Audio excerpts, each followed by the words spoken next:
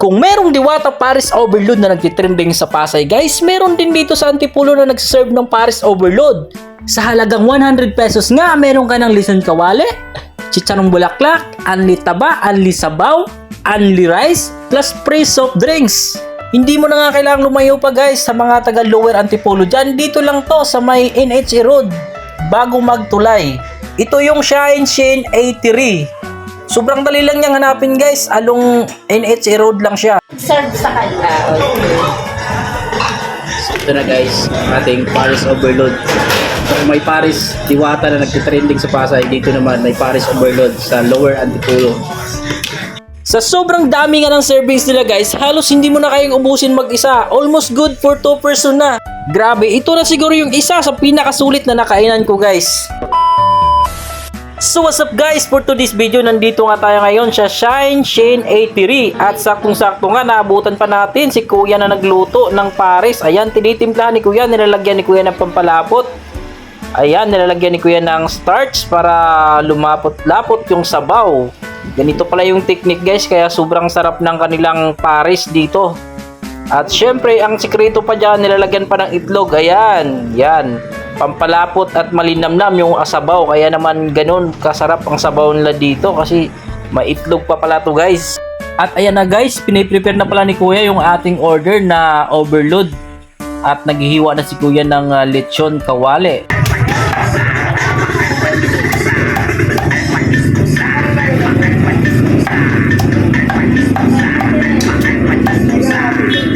At pagkatapos maghiwa ni Kuya ng lechon kawali guys, ayan, naghiwa naman siya ng chicharon bulaklak.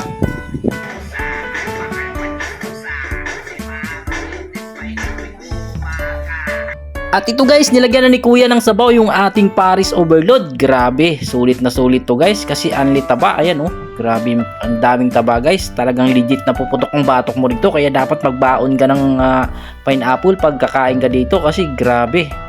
Sa sabaw pa lang guys, mapapawaw ka na talaga. Ito yung legit na sulit na, no? Sulit na sulit. Kasi sa halagang 100 pesos mo, grabe, busog na busog ka na.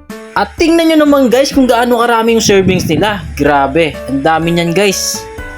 Ayan yung lechon kawale, tapos chicharong bulaklak, tapos ang laki pa ng mangkok na nilalagyan nila guys. Ayan oh, mahihirapan ka talagang ubusin guys kung ikaw lang mag-isa.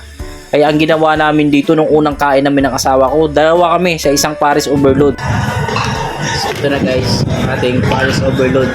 Kung may Paris Diwata na nagtitrending sa Pasay, dito naman may Paris Overload sa Lower Antipolo. Talagang napakasulit.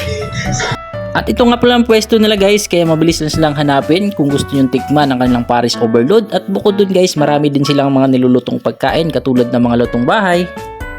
Grabe guys, para sa akin napakasulit nito guys, halagang 100 pesos. Sobrang sulit na sulit ka na talaga kasi unli rice na, unli sabaw, unli taba, plus free soft drinks pa. At grabe pa yung servings nila guys, sobrang dami.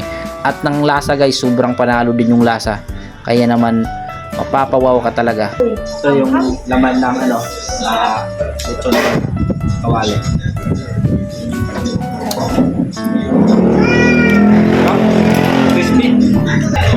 May Paris Diwata na nagtitrending sa Pasay, dito naman may Paris Overload sa halagang 100 pesos. Sobrang sulit nito. Sarap guys. Dito lang to sa Antipolo, Lower Antipolo. Hindi na kailangang lumayo, punta ng Pasay para lang tikman yung Paris Overload. Dito lang sa Antipolo, matitikman mo na sobrang sarap. Sobrang sulit na Paris Overload. 100 pesos. Andi sabaw, andi taba, free soft drinks, tapos only rice. So dahil na kayo dito guys, ito yung chicharon bulaklak. Maraming chicharon bulaklak. Dito na kailangan magdagdag ng mga condiments, sobrang malasa na yung sabaw niya. So ayan, imbitahan nyo yung mga gustong kumain dito sa inyong Paris Overload. Sino po yung gustong kumain dyan? Tikman natin yun. Paris. Masarap namin Paris. Overload, yan. So saan ba kayo located te? Dito lang? Langhaya Sa may Langhaya Court. Langhaya Court lang, sa may along highway lang sila guys, no? Yan, sa mga gustong pumunta, yan. Si ate yung hanapin nyo. At dalawa na pala din yung branches nila guys. Meron din pala sila dyan sa Antipolo, malapit sa simbahan.